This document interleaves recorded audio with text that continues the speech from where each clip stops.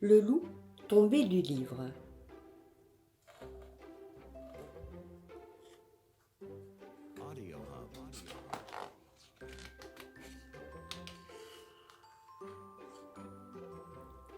La bibliothèque de Zoé était pleine de livres, tellement pleine à craquer qu'un jour, un livre est tombé à terre et que le loup de l'histoire en est sorti. Dans le livre, c'était un loup terrible, tout noir avec des dents pointues. Mais tout seul dans la chambre de Zoé, une chambre inconnue, le loup de l'histoire avait très peur.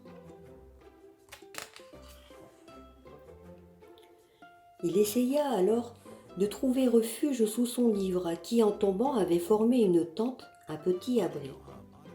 Le problème, c'est que dans la chambre de Zoé dormait un chat, un énorme chat, qui, à la vue du loup, se pourléchait déjà les babines.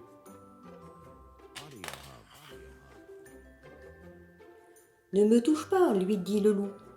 Dans mon livre, je suis un loup terrible et tout le monde a peur de moi. » Peut-être, répondit le chat, mais ici, tu n'es pas dans ton livre. Tu es dans la chambre de Zoé et c'est mon territoire.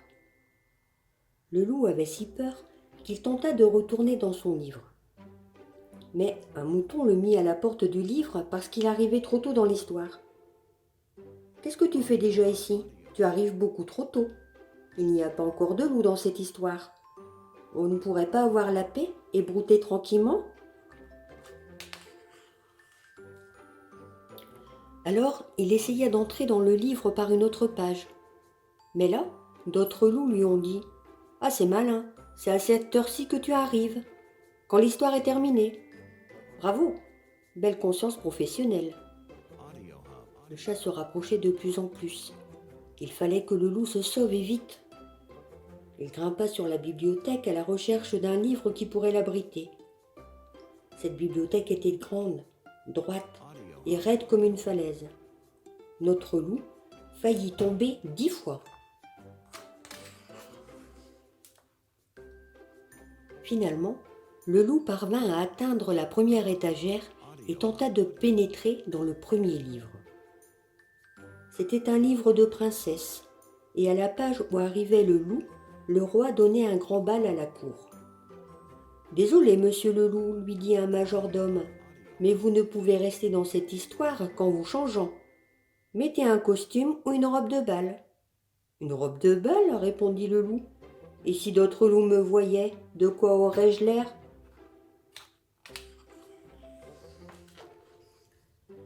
C'est ainsi que le loup fut mis à la porte du livre par les majordomes, mais à l'extérieur, le chat l'attendait toujours. Il tenta alors de pénétrer dans un second livre. Dans ce livre, tout était étrange. Le monde ne ressemblait à rien de connu. Soudain, il sentit une présence derrière lui. C'était un dinosaure qui lui dit « Mon garçon, tu ne vas pas pouvoir rester parmi nous, tu t'es trompé d'époque. Fais-toi remplacer par ton ancêtre. Et puis, c'est dangereux pour toi par ici. »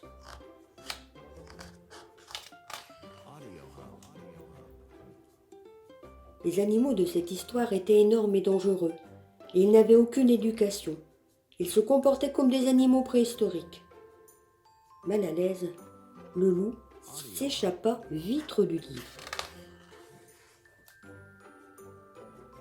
« Ferme bien le livre, lui dit le chat. Je ne veux pas d'animaux préhistoriques dans la chambre de Zoé. » Le loup choisit un livre au hasard et y pénétra. Il se retrouva dans une grande forêt.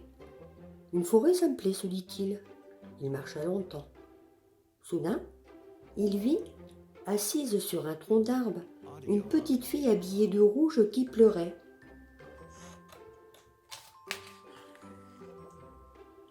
« Qu'est-ce qui se passe ?» lui demanda le loup. « Pourquoi tu pleures ?»« Je suis en route pour apporter des galettes et un petit pot de beurre à ma grand-mère.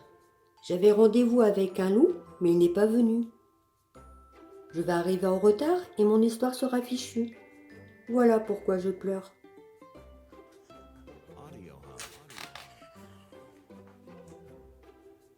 Mais je suis là, moi. Je suis un loup. Je suis tout noir et j'ai de grandes dents. Si tu veux, je peux t'aider. La petite fille le regarda à travers ses larmes. Tu veux bien? Tu n'as pas la chèvre de monsieur Seguin à manger ou des moutons à dévorer? Non, répondit le loup. J'ai tout mon temps. Tu veux bien m'accompagner chez ma grand-mère? En chemin, je t'apprendrai ton texte. D'accord. Et ils partirent, bras dessus, bras dessous. En arrivant à la maison de grand-mère, tu n'oublieras pas de te déguiser, dit la petite fille. T'inquiète pas, répondit le loup. Je connais mon métier.